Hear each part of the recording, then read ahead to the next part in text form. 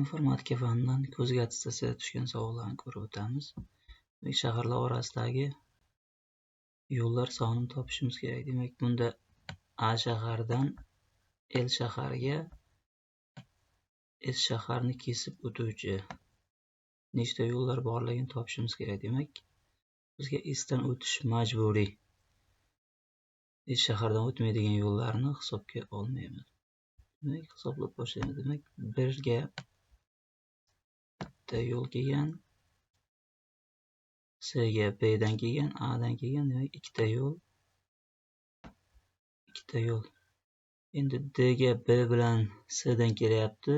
Demak, bizga C dan o'tish majburiy bo'lganligi uchun B dan kelgan yo'lni hisoblaymiz. D ga kelgan yo'llar soni shunda ikkita bo'lib qoladi.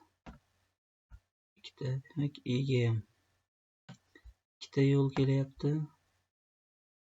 Endi pastdan kelamiz. F ga ikkita yo'l, H ga ikkita 4 ta yo'l kelyapti. G ga 4 dan 2 dan demak 8 ta yo'l kelyapti ekan. Endi K ga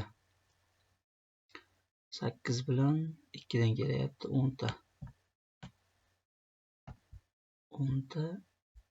E ga ikkita yo'l, G ga 10 dan 8 dan 2 dan demak 20 ta yo'l. Oxirgi sonlarni qo'shib chiqsak, demak jami 32 ta yo'l bor ekan. A shahardan L shaharga S shaharni kesib o'tadigan yo'llar soni 32 ta ekan.